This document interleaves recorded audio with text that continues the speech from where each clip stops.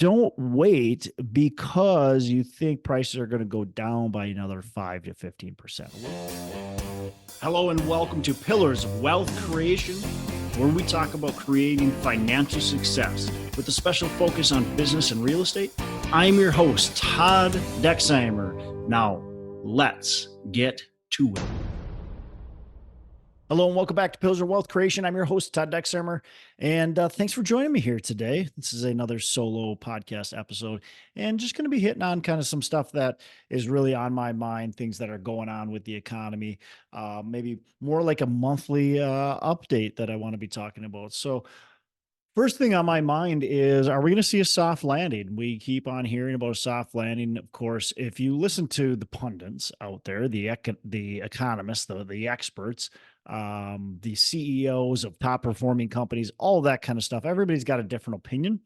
And so some people are going to say, hey, yeah, we'll see a soft landing, the mythical soft landing, really. Like, when does a soft landing happen? It never does happen. We always will go up, then we have a recession, we go down, and then we go up. And here's the I guess, the optimistic part about any kind of recession is, if you're nervous about a recession, or if you're thinking about a recession, here's the truth about recessions is that certainly they happen. But when you look at our economy and what happens, we have a very short down cycle. Okay. So our typical recessions lasting less than a year. Um, and then we see an upswing for oftentimes 8, 10, 12 years. And so we're only seeing a downturn for a few years, or for less than a year. And then we see an uptick, and that continues up. So with every recession comes a lot of opportunity. But back to, are we going to see a soft landing? And like I said, there really hasn't been a soft landing, but we also have weird differences this time, like every time, right? But this time there's a lot of differences. We had trillions of dollars thrown into the economy, just trillions of dollars. We had a bunch of QE, and we've had a global economy that we've never seen before. So we've got a lot of differences now than we've had in the past. And certainly interest rates were at record lows for such a huge amount of time. And then now they went up, and we go, oh my gosh, they skyrocketed. And they did, right? But they skyrocketed from practically zero to where they're at today. Fed fund rates in the low fives, right? 10-year treasury in the fours. And so it's different timing right now. We also have something I think is going to play into kind of what happens here in 2024, and maybe even early part of 2025. We have a presidential election that's sure to be interesting, and I think very I don't know, controversial. It's going to pull out a lot of people's emotions. You've got a lot of hatred against kind of both main candidates. Donald Trump looking like he's probably going to be the Republican candidate, and Joe Biden, who is presumably going to be the Democratic candidate, the incumbent. And so you've got a lot of political potential unrest, anxiety, all that kind of stuff. I think both sides of the aisle very much dislike each candidate, and that's going to be interesting how that plays into kind of the decisions in 2024 in the economy and what happens. My actual thoughts are, it's could kind of delay or stop, maybe not stop is the wrong word, but delay anything that comes. So anyways, we got economists saying, man, we're going to see this recession. It's going to be a bad one. It's going to be really bad. We've got economists that say, look, we're not even going to get a recession. Like, we're going to avoid a recession altogether as we sit in the near term, at least. And then you've got others that are saying, yeah, we'll see, very mild recession, but it's not going to be, it's going to be nothing big. And I tend to believe that it's either going to be a mild one or maybe we even avoid one. And the reason I believe that is because, again, I look back at the typical recession. That's what I see. And I see that there's very few times in history that we've seen big recessions. The last one we saw was 2008. We haven't seen a recession since then. I guess kind of we saw COVID caused a recession, but, you know, call it what it is, technically a recession, but again, really short lived. But we saw 2008 Great Recession that was damaging. That was bad. That lasted a long period of time. Then we saw the Great Depression. Okay. And so there was a big time in between where we saw a lot of garden variety, smaller recessions. And that's kind of what I feel like if we do see a recession, we're going to hit. But I'm not so convinced that we're going to even see a recession. And I'm preparing for one. And I think that's really important. If you're sitting here listening to this, you go, hey, I want to prepare for a recession. I want to be ready for a recession, but I don't want to let the fear of a recession hold me back from moving forward, from making good investments, from making good business decisions. I don't want to stop what I'm doing in preparation for a recession, but what I want to do is make my business stronger, make my finances stronger, and just in case there is a recession, so that I can come out stronger out of that recession versus weaker out of that recession. Um, Other things I look at as a CPI is strong, maybe too strong, which could lead to inflation problems, more problems. We've got, employment is seemingly strong now. I kind of hear mixed things about it and see mixed things about it when I look at our employment and our unemployment. You look and see who's getting hired. It's government and service jobs that are getting hired quickly, and the rest of the jobs are not so much. And we see the wage growth. It's government service based jobs that are paid for by the government. And so it's government spending that's continuing to maybe prop up the economy, which is, something to be maybe a little bit concerned about as we look at, where the economy truly is. When we look at Amazon laying off a ton of people, you name it, a lot of companies name laying off people, yet we look at the jobs report, and if you just look at it from a bird's eye view, you go, well, everything looks really good, right? But then we got to think about, okay, well, how many jobs are full-time versus part-time? How many jobs are government and service based, that's based on the government spending versus, actual, manufacturing, construction, product, goods and services that aren't government reliant. So I think that's something to definitely keep an eye on and be concerned about as we look at what's happening. Um, and then wage growth is still strong. It's cooled pretty considerably, but we're still seeing wage growth. So, and of course, inflation. As we talk about what's going on, we got to talk about inflation. Inflation peaked quite a while ago at, what was it, 9.2%, something like that, and we've seen a nice steady decline in inflation. Do we have inflation still? Absolutely. We're still in the low threes. We're still seeing inflation, but we're seeing cooling. One of the things that I look at it with the inflation data, and I look at that housing is a big part of that story. And when we look at housing, we got to look at rents.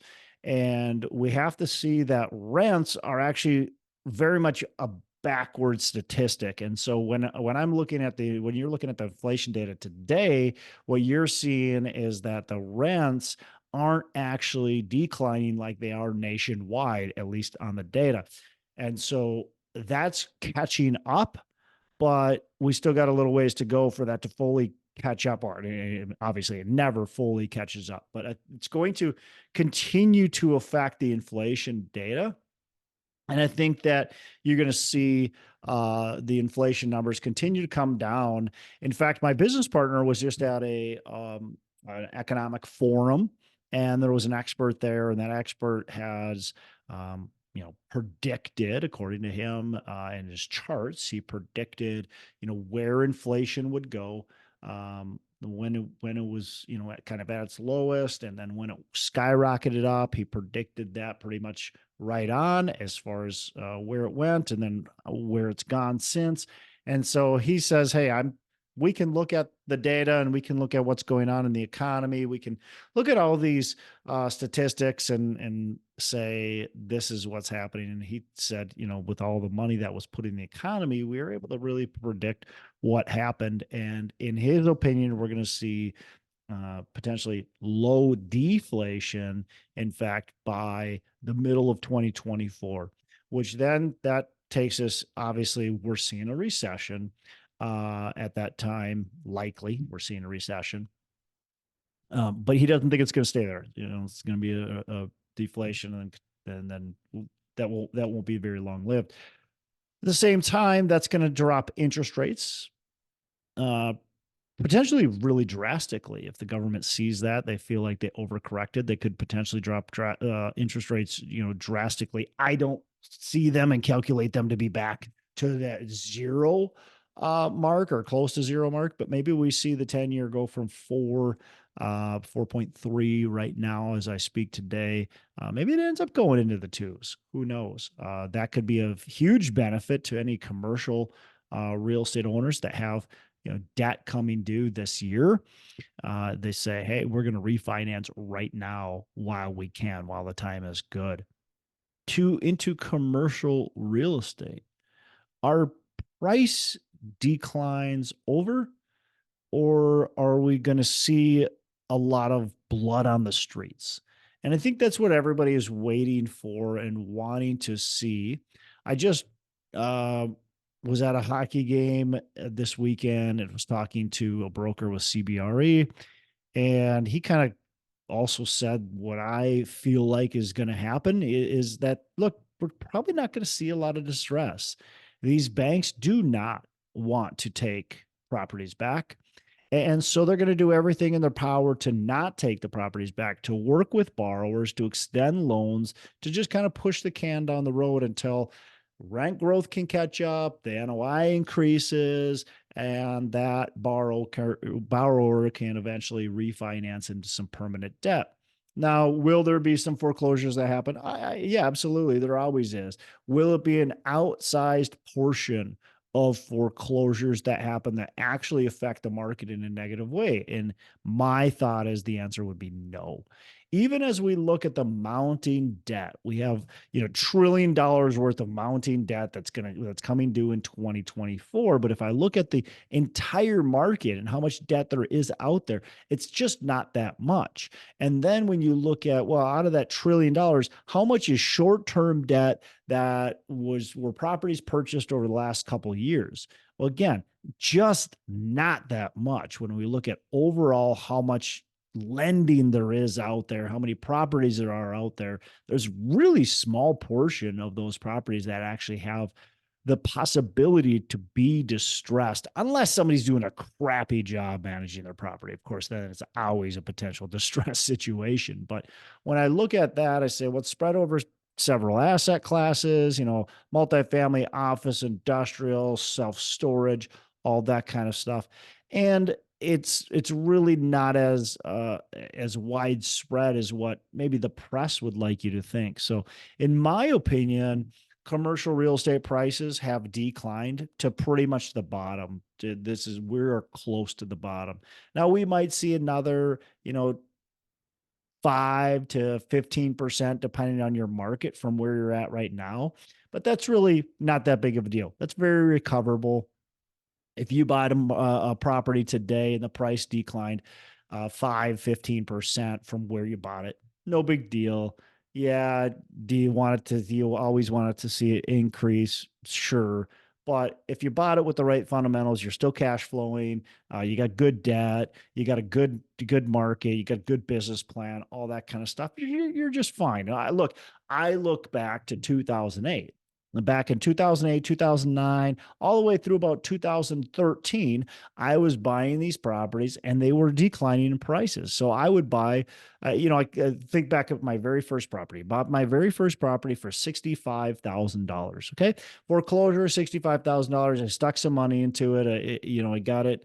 So I think I was all in for about $80,000. And that's me doing my own work. If I actually hired that out, it probably would have been more like 95 to $100,000.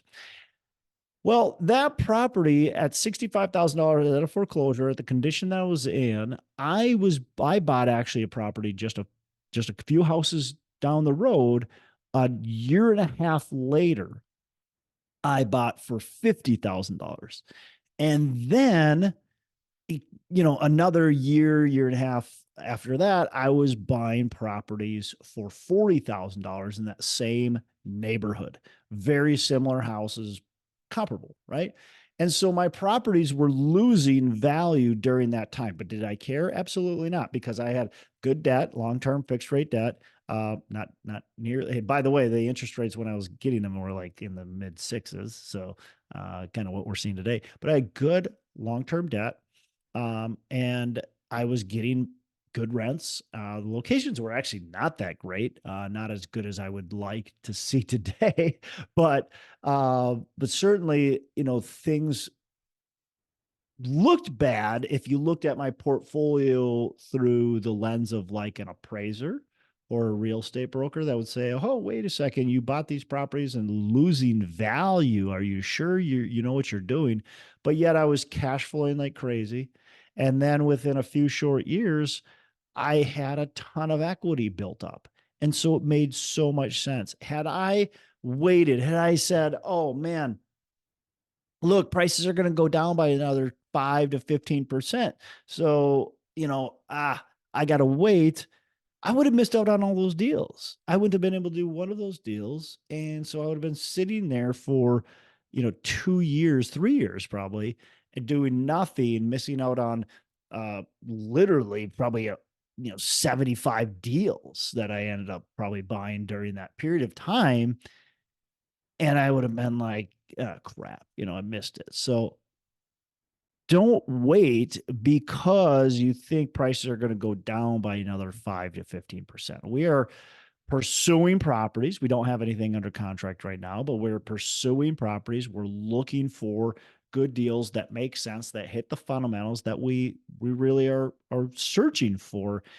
Um, the other thing that's, in my opinion, happening right now. So I think if you can find a property that makes sense, that actually pans out with the financing, a good location, all that kind of stuff that we talk about, and right now is a phenomenal time to buy, because here's what's going on with the market. And this is different for every region in the country, right? So the coastal markets, not the Northeast, but the Southeast, the whole West Coast, Southwest. Well, I guess California's kind of been hit, but a lot of the South is seeing a massive housing boom, meaning they've got just way too many properties coming on the market, way too many properties. And that's going to hurt them short term. So if you're sitting here in Phoenix, Arizona, and Austin, Texas, and Dallas, Texas, and Atlanta, Georgia, you name it, a lot of the Florida markets too, and Carolinas and so on. Okay. But you're sitting there, you're going, crap, my rents are going down, my occupancy is lowering, my costs are going up. A lot of these markets have massive insurance cost booms, property tax booms, at the same time as they've got rents declining and occupancy softening. And you're going, crap. But look, if you can hold the property through that, you're going to be just fine, because what's coming is the deliveries are shutting off. So we have record deliveries happening we had record deliveries in 2023. We have record deliveries in 2024, and 2025 will start out in recordish territory, but then drop off like a cliff. And so by the end of 2025, we're going to have almost no deliveries. It's crazy how few we're going to have. We're going to have way less than our typical average. And we're going to be in the same housing situation. If you're picking a good market that's growing, right? That's what you want to look for, is you want to look for markets that have good population growth, good job expansion. And where honestly, where it's happening right now is states that people want to move into, ends up typically being in the South, but it's honestly it's the red states. And they're not trying to get political, but that's where people are seeing where they have to pay less in taxes. They're willing to move to those states, less in taxes, and that's where the job opportunities are. Again, I don't want to get political. I don't want to tell you it's because of Republicans or Democrats or anything like that, but it's the stats say that the top states that people are moving into are lower in taxes and, of course, higher in job creation. And that's where people are moving. And even if they're not as high in job creation, there's a lot more jobs that people can do remotely. And so they might be able to go move to that state because of the lower taxes, because of the better quality of living. Maybe it's warmer, it's near the ocean, whatever they're looking for. And that seems like it's what people are looking for. And so they're moving into these markets. So those are the markets you want to look at. Does it have good population growth? Does it have good job growth? Is this a market that's going to continue for the long term being a strong market? It may be soft now, but it's going to be strong in the future, especially again, that spigot is just going to shut right off and we're going to see building plummet. Population will catch up, and it'll be what that'll cause is it'll cause rent growth. It'll cause very quick rent growth. And so those markets are seeing rents decline. A lot of these markets are seeing mid single digit rent declines, something most people don't even talk about, right? A lot of people say that rents just never go down. Well, that is false. It's the history proves that that's false. I don't know where these lies come from, but they do. We're seeing that in a lot of these high expansion markets, and that what that does though with wage growth and population growth, what we're seeing is that now this affordability crunch that was happening is becoming less and less and less because you've got the wage growth, you've got the rent declines. And so tenants have the opportunity to now be going and moving into affordable housing, something they haven't been able to do for years, right? So they're going to be able to move in this affordable housing for probably the next 3 years, and then we'll start to see the rents increase again, and you'll come from a very affordable place in many cases to then be able to raise those rents and still stay in their affordable range. We still got some good margin there. So that's what we're looking at, is where are those markets? Do we want to be in some of those markets? We are also looking in our own backyard, even though our own backyard doesn't quite have those fundamentals. It also doesn't have rent decline fundamentals that are happening too. But we value our own backyard a lot because we see the efficiencies that we can create there. We see really just the value in being local as well. So, anyways, some of my thoughts, my rambling thoughts on what's going on in the economy. We're excited, honestly, for 2024, 2025, the opportunities that are coming. I think it's going to be great years to be investing in real estate, being in the market, buying real estate. I think it's going to take a lot longer term outlook and approach into your investments, but I think it's going to be extremely profitable if you get into these properties at the right basis and can ride what's likely going to be the next wave. I don't know that it's necessarily going to be this big skyrocket right away. That's usually not how it goes. It's a slow buildup. And that's the long-term approach that I think people are better off taking right now if they're getting in the market. So much for listening. I appreciate you being a loyal listener. I would love to have you go on to our Facebook page and subscribe, give us a thumbs up, go on to iTunes or wherever you listen and give us a rating and review. Don't forget to subscribe. Your rating and review just helps us push this out to more and more people and continue to grow our audience and hopefully positively affect a ton of people out there that really need this and want this. So the other thing I've got for you is a free ebook on my website. So go on to venturedproperties.com, and download our free ebook on real estate and on syndication. And I've got some data points in there, some really good stuff for you. So I'd love to have you take a look at that. It's free. I'm not expecting anything from it. And also, look, if you want some help in multifamily, want some help learning, growing, getting your business off the ground, I would love to talk to you about what it would look like to work with me potentially and see if that's a good fit. So you can go to coachwithdex.com and check that out, and we can definitely have a call. Thanks a lot for listening. You make it a fantastic rest of the day. I'll catch you on the next episode.